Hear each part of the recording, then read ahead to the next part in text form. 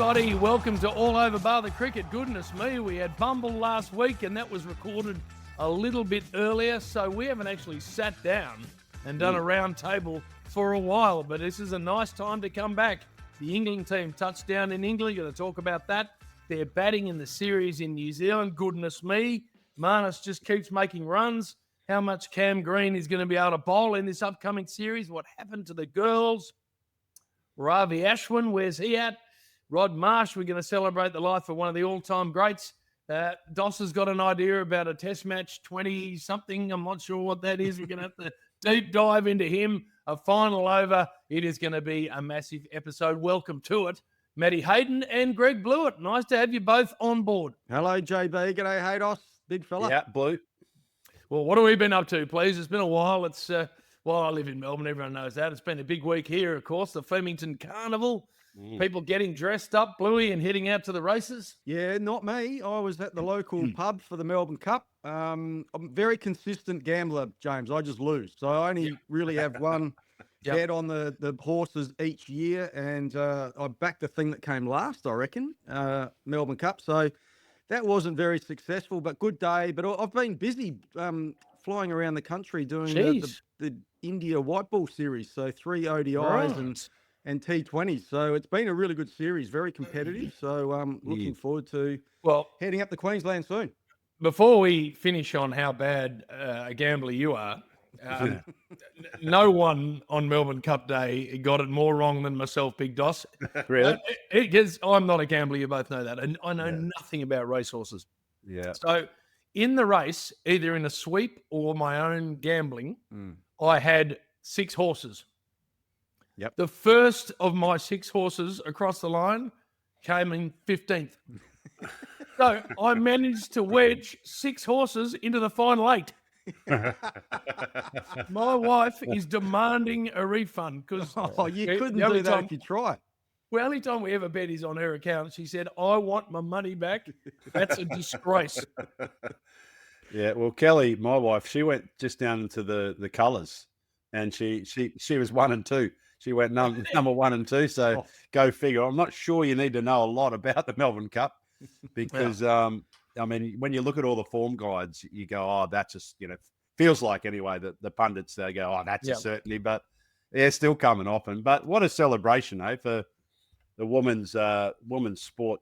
In our house, Bluey, it became known immediately as Up Yours, that horse, given how far it was in front of our horses. Now, the England team touching down in Perth, already copping it from the great Lord Ian Botham and a few other former greats, saying just one warm-up game against themselves isn't enough.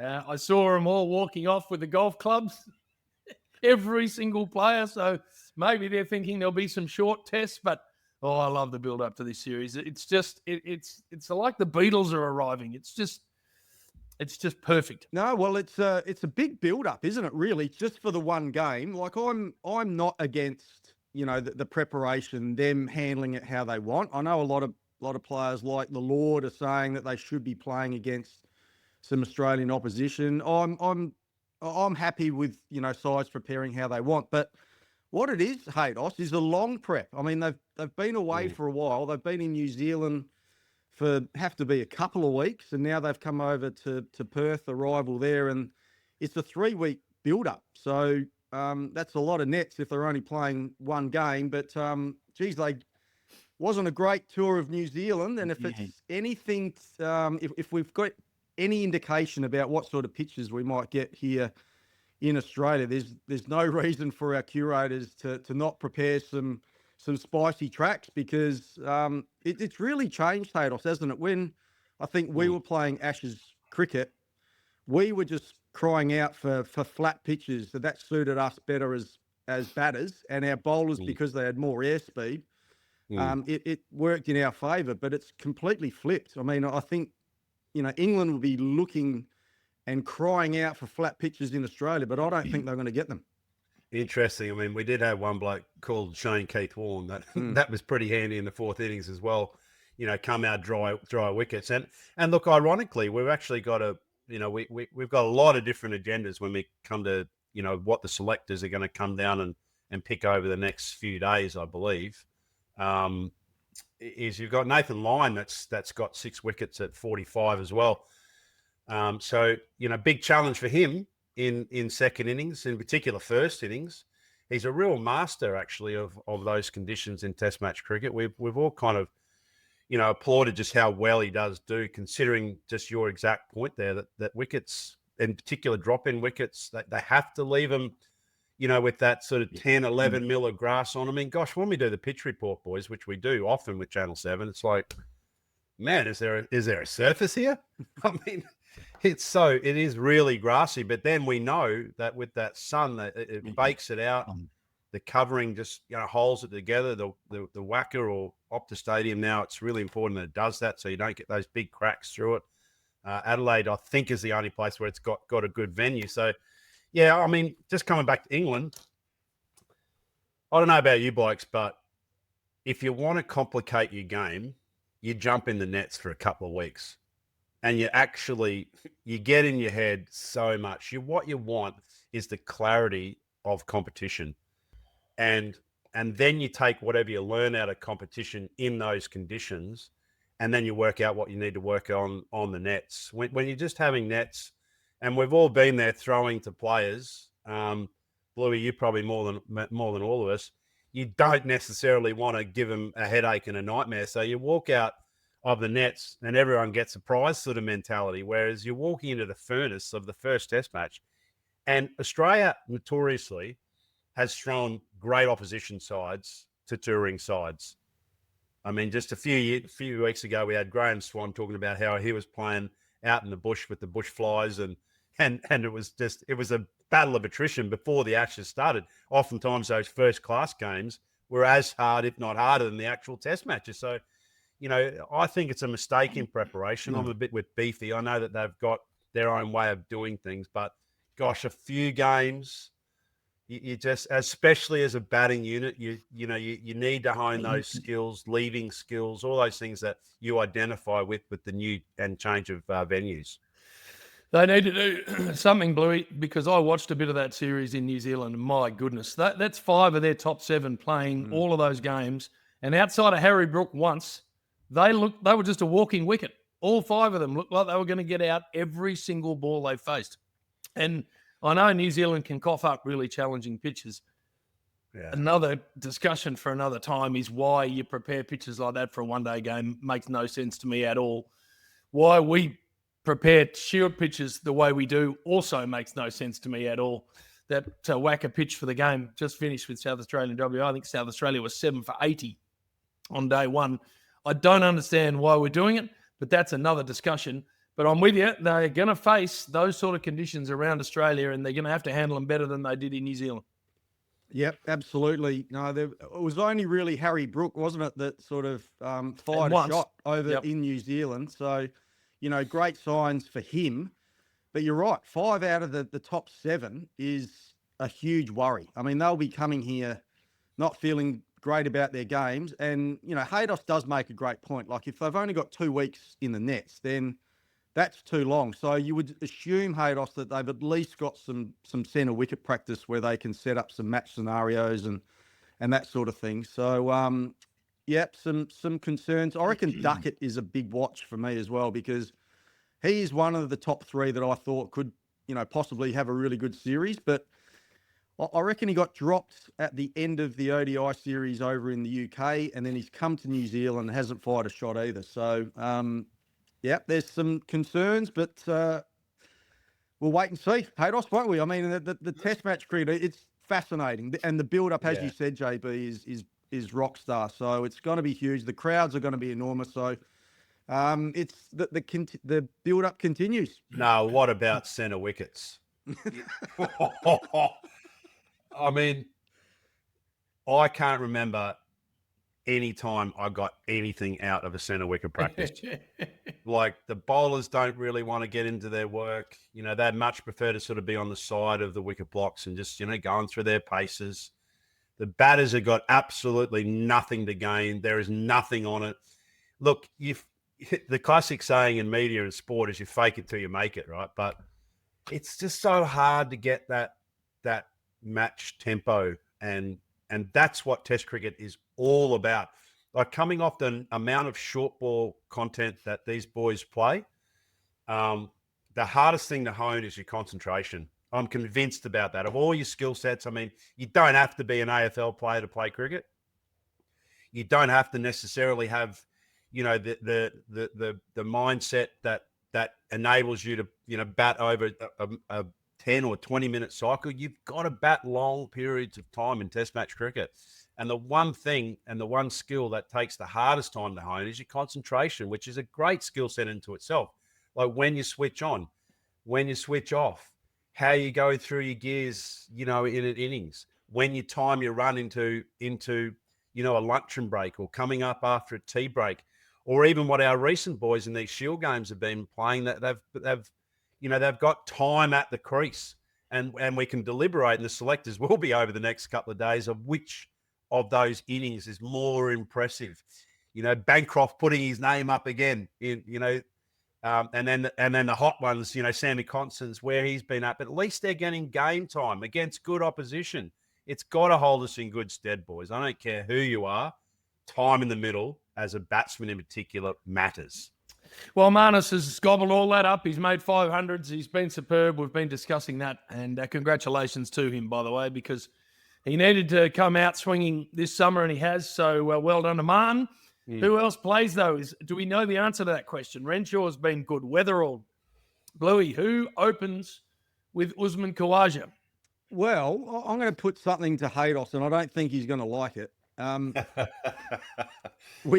With Pat Cummins' theory on, picking the best 6 batters in the country, and he doesn't rate, he's not worried about, positions.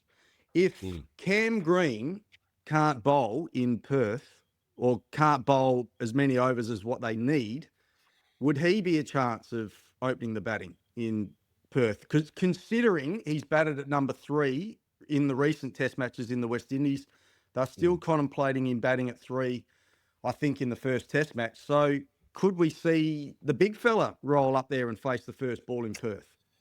Yeah, look, Blue, hasn't he been batting 4? 3. By the way, he's been batting 4 for WA, but if he... So straight away, just stop the phone. Like, what the hell is that? Like, that makes 0 sense. So you've got a potential candidate who's now putting his hand up at number 3 in Marnus Labuschagne to say, open, mate, I don't give a shit. Wherever I am in the side, as long as I get an opportunity, I'm ready to go. Fantastic, Marnus. I think that's, great thinking for you. And we'll get more on to Marnus and where he's at. But, for me, I don't agree with that theory of just bat anywhere. I don't think it respects... No, I don't either, by the way.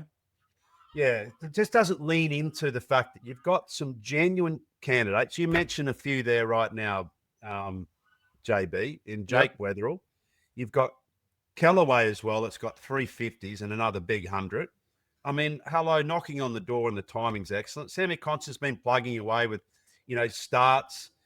Renshaw, good 100. Starts was good, I thought, in the one-day series. So we've got options. We need to use those options. And what we haven't and have got, but didn't have just a month ago when we were sort of talking about the lead up to the Ashes, was an in-form number 3 player. Hello. I can't wait to do the deep dive in a Pope versus Labuschagne. Number 3 is essential and bedrock to Test match cricket. God, if we don't know that by now, then, we need to change our selection panel. All right, what about the Big Bison?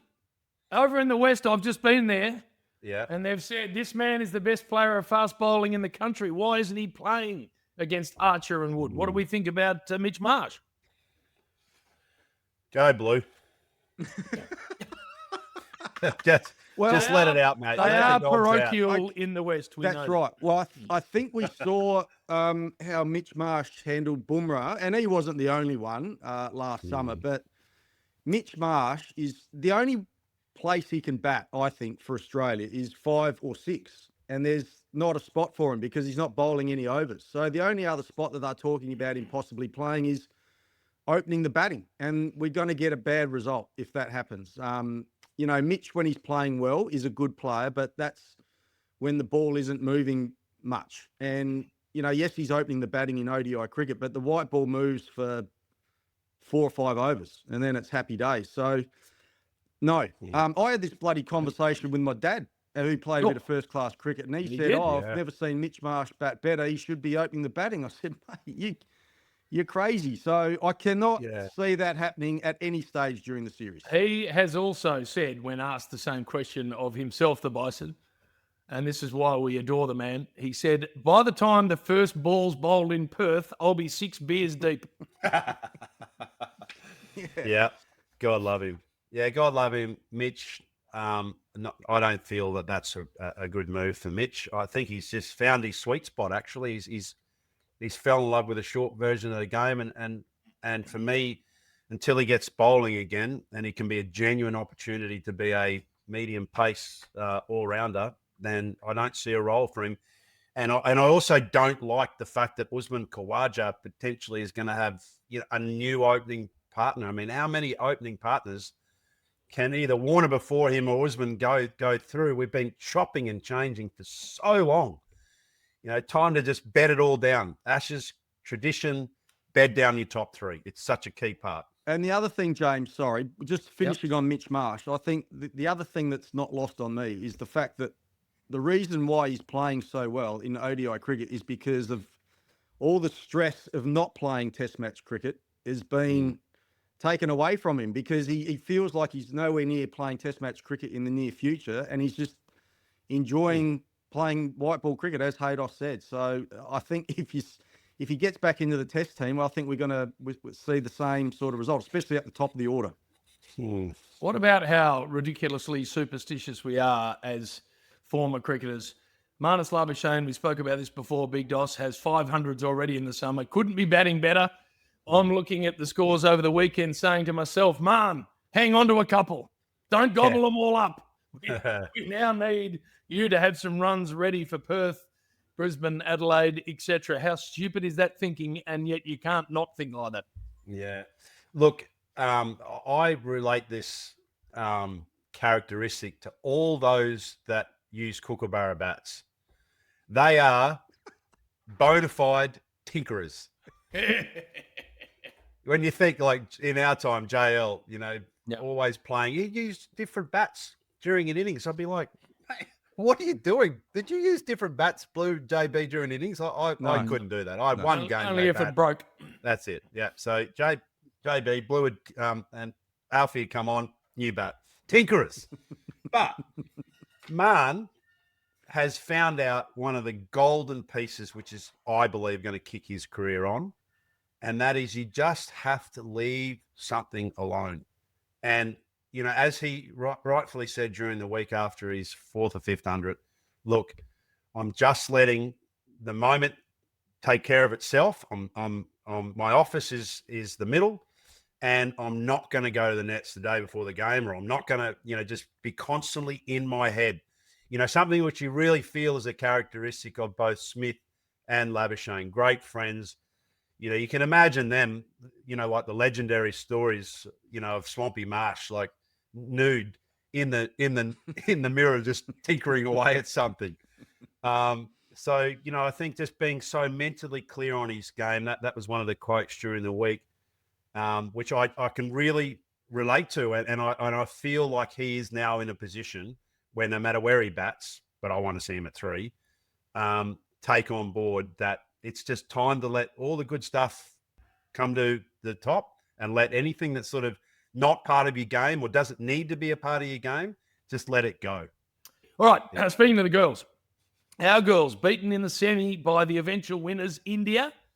What are we taking out of that for them? They had another faultless tournament, really, until the final hurdle for them. They'd be disappointed, Bluey, because they just expect to win.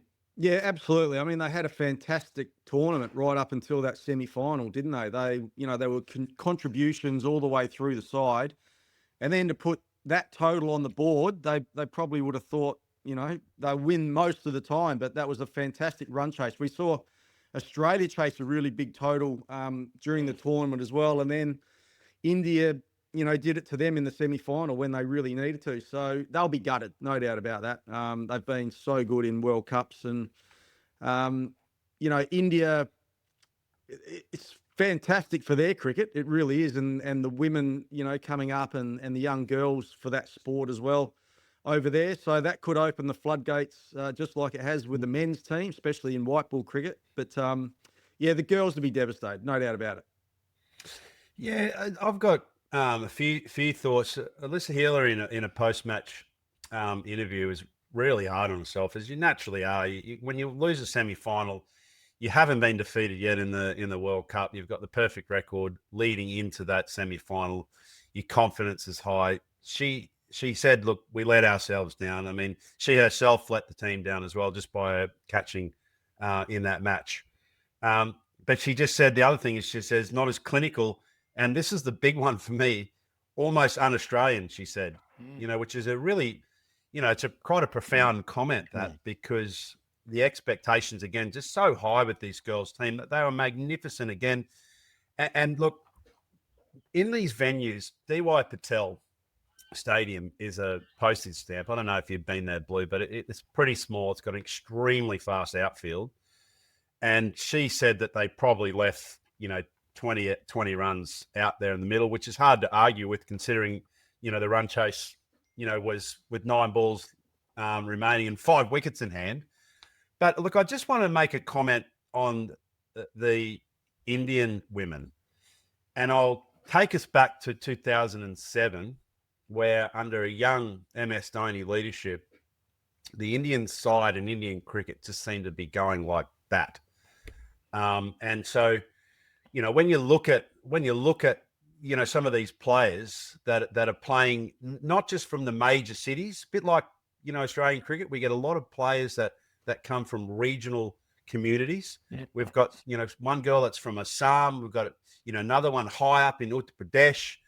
These are small country towns, and I'm telling you, fellas, this is a watershed moment, because for a long time, because as long as I've been traveling to India, you hear great and legendary stories of how they were having what we would call chook raffles or meat raffles down at the RSL to just fund themselves onto these tours.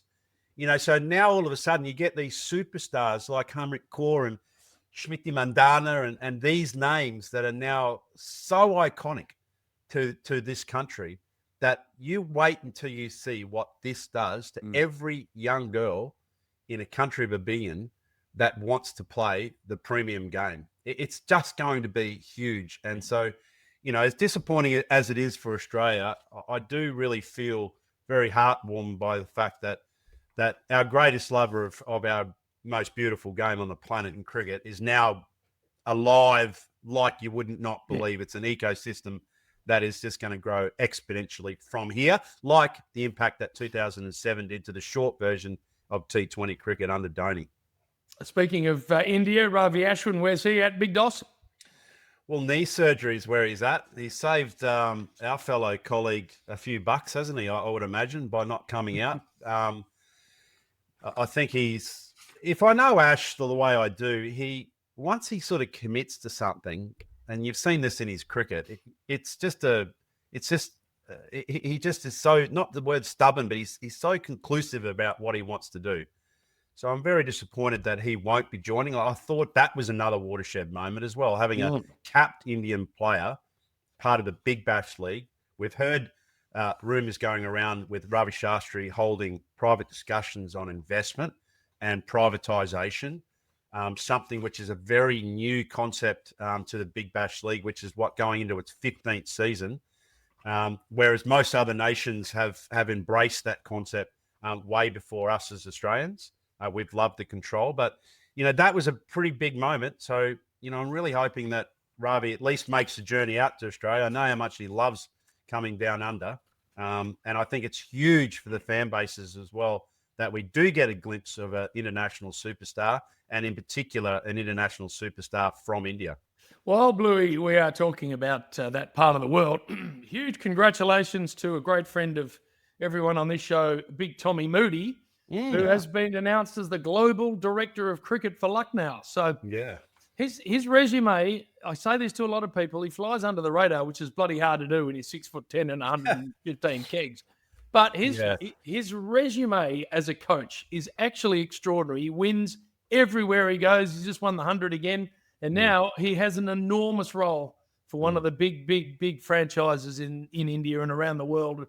So well done to the big man. Yeah, it sounds like a really big role, doesn't it, for Moods? And he's a good operator. We know that. And you're right. He's got I think, a really good feel for the game, having played for a long period of time. He played a lot in England, obviously played for WA, played for Australia.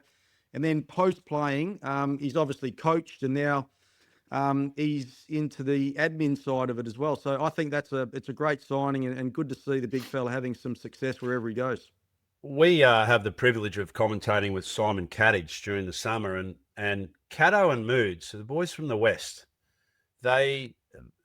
those two in particular, they have a very unique take on the game because they are heavily involved. They're in tournaments, offshore tournaments, and they get, I think their most impressive quality is that they have this really deep understanding of the matchups and the playing staff, how they actually can kind of get round every nation, because they see them a lot in different tournaments around the world, but they just understand the game really well. And we're talking about a franchise here that is a recently sold franchise. We won't go into the numbers now, but let's just say that it's $1 billion business. So truly, when you think about global, the big moonshine is in control of a purse that is really, really a potent weapon in the IPL. They unfortunately couldn't get it done under JL.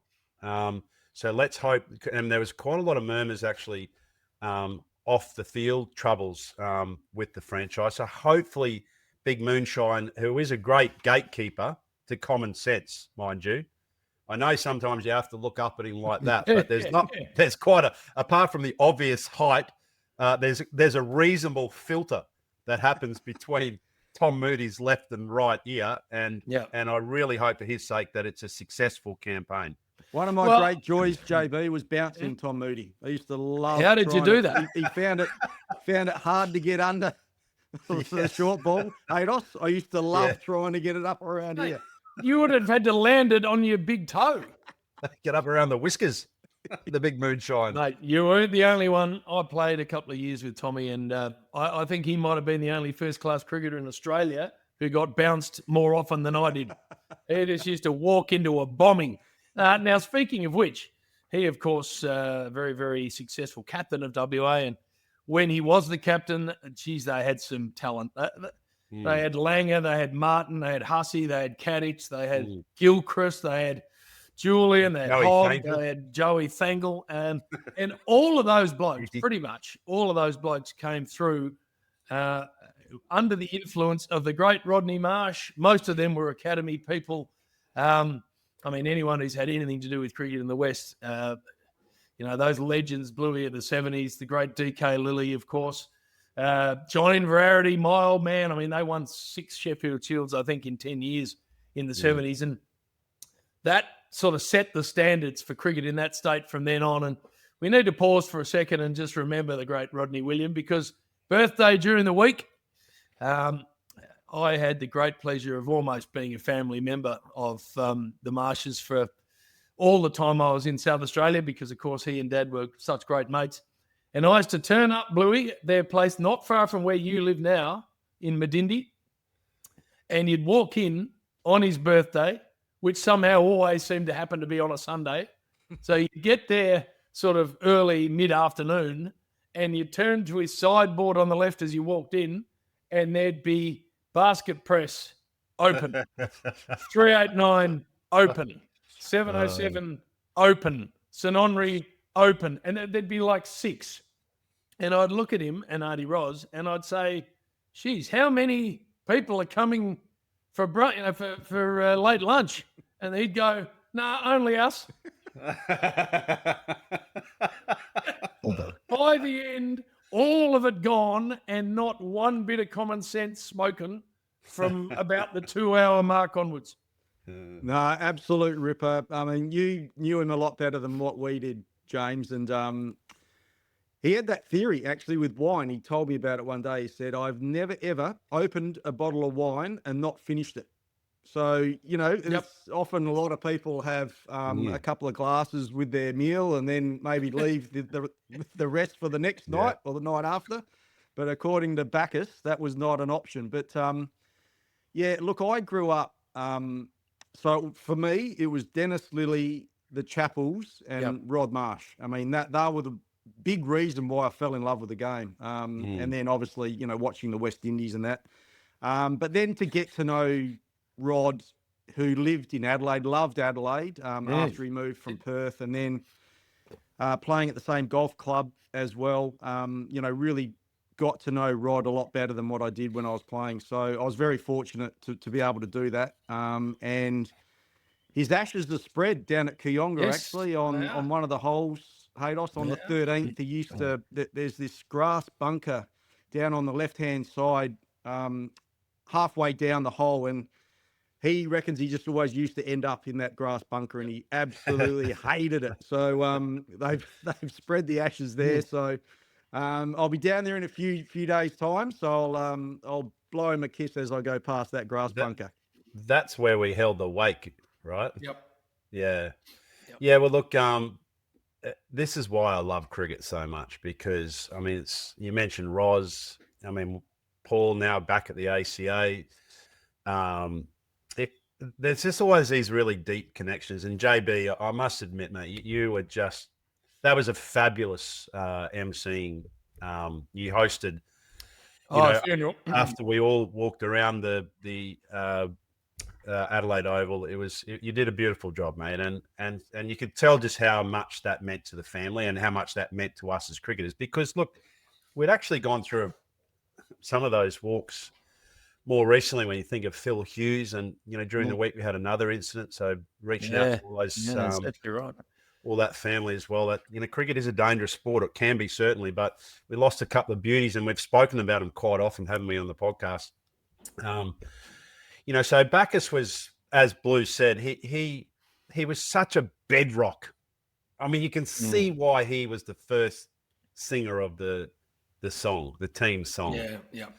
And you could see how those 6 or 8 bottles of red wine created an infectious environment that has led to this rich history of staying in the dressing room, companionship, mateship, almost digger-like. When you think about, what the baggy green means, you think of Rod Marsh being that person that's always sitting there.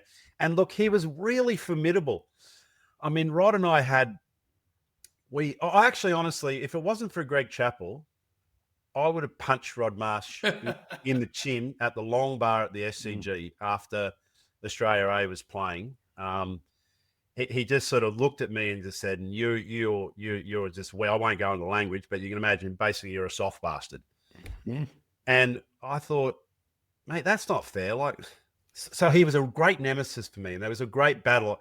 The first time I was wanted to go to the academy, I knew that I'd been picked as top 5 from Queensland, but I had the enrollment of Queensland University.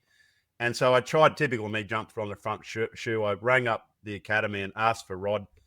And the secretary passes me over to Rod and said, "Oh, Rod, this is my situation. I've just got to get into uni." And he said, "Mate, I don't know who the F you are," but so I thought, "Oh, that's not a good start." Just straight away enrolled in the uni. But then from that moment on, why he was so good for me is that he just had crosshairs. So that side that was picked, they came up and toured Brisbane the next week, I think it was, after they assembled. And I got out on just under 200, and I was spewing that I'd got out. I'm looking at Bacchus, who am I? I mean, I'm just a kid, but he was great for me. And look, I must admit, after all those years and that confrontation, Bacchus wrote me this incredibly beautiful letter, handwritten letter. And the essence of it was, mate, I know that we had our differences, but I just want to tell you, if there's anyone that I'd want to sing the team song with, and anyone who epitomized the baggy green, the characteristics that you showed, that was exactly why I love the sport so much. So, it's an incredibly emotional moment to remember these great warriors. And Bacchus, as we know, is deeply entrenched into the hearts of every former Australian cricketer, at least, because we just knew how much he loved our sport. Bluey, we had one birthday, and an array of wine of that type had been consumed. And he had this backyard that had a pool, but it also had a garden bed off to the left. And one of those, a bit like what I've got behind here, actually. It's almost like a bamboo sort of shelter fence that covered the joint next door. So Paul Marsh, who's now in charge of the ACA, of course, and myself, went out there for, we call it a nature snakes, just had a wee out in the garden. And as we're sort of getting ready for it, Rodney has come out and had his version of the nature snakes standing right between the two of us. So there's probably 10 metres of garden bed he could have chosen, but being the man he was, he decided to push his way into the middle of Pugs and myself. Anyway, so we're all standing there having a wee, and suddenly Rodney, without taking his hand off the old boy, just went face forward into the bamboo. And his own urine. And so I'm standing there, I've looked sideways, and Pugs is looking back at me. And he's just gone forward in the middle. Mate, so imagine trying to pick him back up. So we sort of got him back to his feet, and he'd nicked his head on the bamboo. There's a bleeder. We got a bleeder. It's coming down the side of his face. Oh, mate, I cried. I was laughing that hard. Anyway, so eventually we got him inside and got Auntie Roz to deal with him. And Paul and I are like, I've got tears rolling down. Anyway, finish all of that. We walk in sort of and go back to where we're having a drink, and Roz is off patching Becca's up. She comes in 10 minutes later. We're still crying, laughing. She looks at me, and you, Bluey, you especially know how much I love Rod Marsh. She looks at me and goes, I don't know what you're laughing about. And I went, what do you mean? And she goes, well, you pushed him into the fence. He put you into it. You got the blame. He's laughing me. Yeah, nice out. Nice out. I like his style, actually. So Auntie Roz was off me for about 3 weeks. Because he had to have a couple of stitches in his head. Oh, he was that No, bad. he got a nick. Anyway, when I caught up with him a couple of weeks later and I put it straight on him, he goes, sorry about that, mate. He goes, any port in a storm, someone needed a copper. That's a brilliant story. Well, it was either you or Paul. Or Paul. You copped it. Because he wasn't taking it on himself. No. Hey, speaking of the Brilliant. game he loved, the game of golf, I, as we spoke about earlier, live Bayside here in Melbourne, and I try and lasso my beautiful wife to come walking with me. We've got about an 8K walking track that takes me through the middle of the Sandringham Golf Course and Royal Melbourne. That road down the middle we often walk. And Bluey, they are getting ready for the Aus Open. The stands are going up. The mowers are out. Actually had 2 really solid days of rain here, so could not prepare a golf course better. It's now warm and you're going to get the grass growing. Rory McIlroy's on his way. Adam Scott's playing, Min Woo Lee. And I know it's your favourite golf course in the world. Sadly, we're not going to be around. We're in Brisbane, I think, for the test match up there. But yeah, even I was getting excited, and I don't love golf as much as you. No, that's going to be great. So there'll be some, even though we're not there, there'll be some very, very good viewing. But yeah, I have been very lucky to play a lot of golf courses around the world. Actually, I was just down in Hobart, I saw that. and I played the brand new golf course called 7 Mile Beach, which is basically built in these sand dunes. They're going to build another one as well. So the one that are about to open in a month's time is the south course, and then they're going to build the north course in amongst these pine trees as well. So we were actually one of the first to play the 18. They'd only sort of opened about 11 or 12 holes, but big test of golf, James. I'm not sure whether you'd like it. It's a very, very test, tight, I wouldn't. very, very tight Really? off the tee. But I like a bit of room, Bluey. All right, final overtime, and we got a bit to discuss here. And we touched on this earlier, but first-class pitches around Australia being made with a lot of juice in them in a lot of venues. And Wacker, we just spoke about a great example, 7 for 80, I think, batting first, the Sackers. Why are we doing this? I mean, you and I, all three of us actually grew up in an era where we used to look at county cricket and they had underprepared wickets because they were trying to get results. And it meant that the English batsmen, when they came in, didn't have techniques that would stand up to Test cricket because they'd spent so much time, on pitches where it just dived around off the seam. Why are we doing this in our country? You blokes didn't bat on pitches like that when you played for Queensland and South Australia. Why in 2025 are we doing this? Yeah, I've got no idea. I'll go first, Haydos. It's gone, way too far, I believe. And I'll use Adelaide Oval as an example because Adelaide Oval was always this featherbed, right, Haydos? Yeah. Like you had to basically get your runs on the first 2 days of the game, whether it was a Shield game or a Test match, because then it was so dry, it'd break up, it'd spin, reverse swing, and it was really hard to score runs in the second innings. So, and then of course the drop-ins came in, and then for the first year or two of the drop-ins, they couldn't get a result because they were just so flat. There wasn't enough bounce, et cetera, et cetera. And now they're just little seamers now, and I agree. I mean, I didn't see any highlights of the whacker, but there's really no excuse really for not producing Test match like pitches, because that's how you best prepare your players or your developing players underneath Test level, because you want to, and especially the bowlers, right? I mean, you don't want to be producing English type bowlers to be playing, cricket, Test match cricket for Australia. You need fast bowlers that are able to have a little bit of airspeed, yes, but also have the skill level to be able to get good players out on good pitches. And I'll put spin bowlers in on that as well. So I agree. It annoys the shit out of me that we're seeing low-scoring Shield games. So there's been a change in the Kookaburra as well. We know that. And it's just coincided with pitches just being a little bit more difficult to bat on. So I agree. I want to see our Shield pitches go back to being a lot flatter. Well, Dos, I'll give you an example, and I don't want to make this about myself, but just for a second I'm going to. 94-5, when you won that famous Shield final up in Brisbane, it was the only first-class summer I made 1,000 runs in a summer. And having done that, I was the 5th highest scorer in the Sheffield Shield that year. So in other words, there were 4 blokes beyond me who made over 1,000 runs. Hey, Dino, Herb Elliott, Martin Love might have been, and Darren Lehman or something like that. So he had 5 domestic batters making 1,000 runs or more in a Shield summer.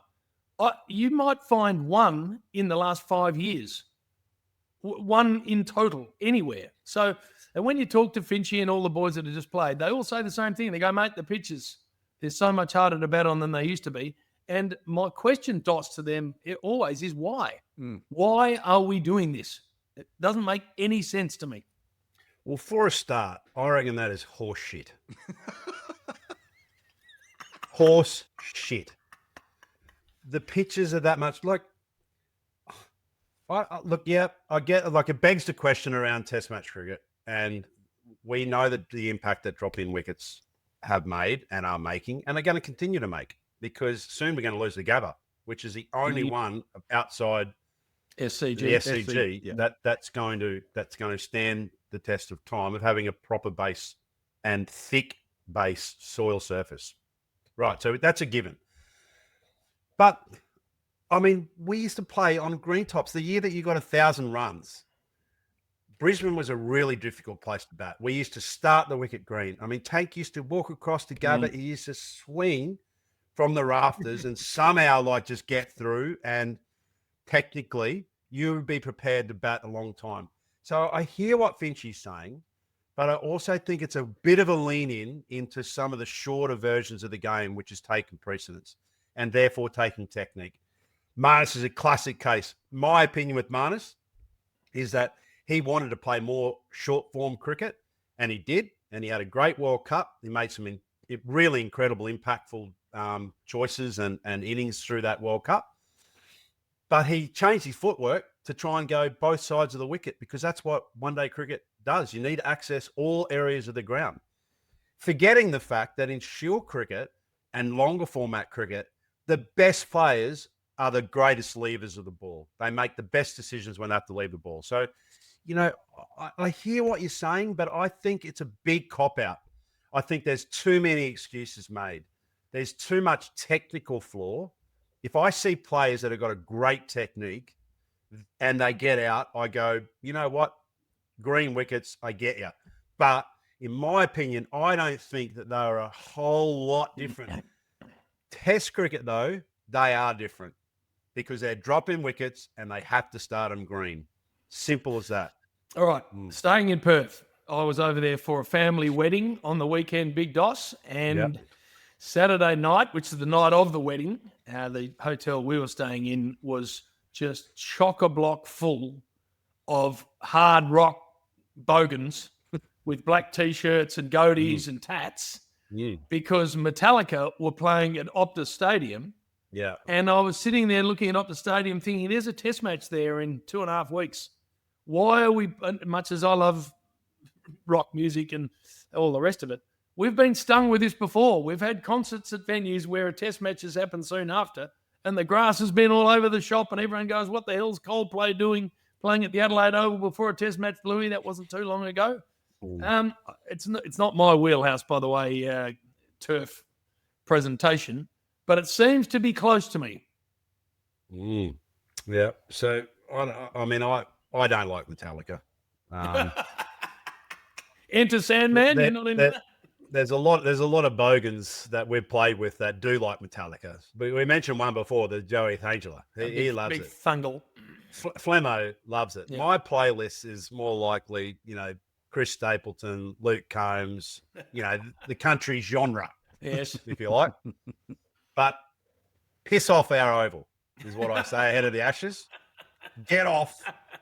You are not welcome on it anytime. Simple. All right. Now, how much time are we allowing him, Bluey? 3 minutes? No, less than one. Well, 20 seconds. 20 seconds to explain the Test 20. Ah, right. What is it? 4 innings, 20 overs. Have to rotate, obviously, between those. You've got some of the rules of Test match cricket, like declarations. But the main point of it is my greatest fear as a former cricketer, and that is that 2020 cricket doesn't allow in development phase. I'm not wanting to take on the first class scene and the boards as such. I want kids playing more longer format game. And so developing their techniques in and around that. I want the kids to tuck their shirt in. And I don't want numbers on their back either. I want to see them enjoying the longer format, and I believe 80 overs can give selectors, because what's behind this is a big AI investment as well.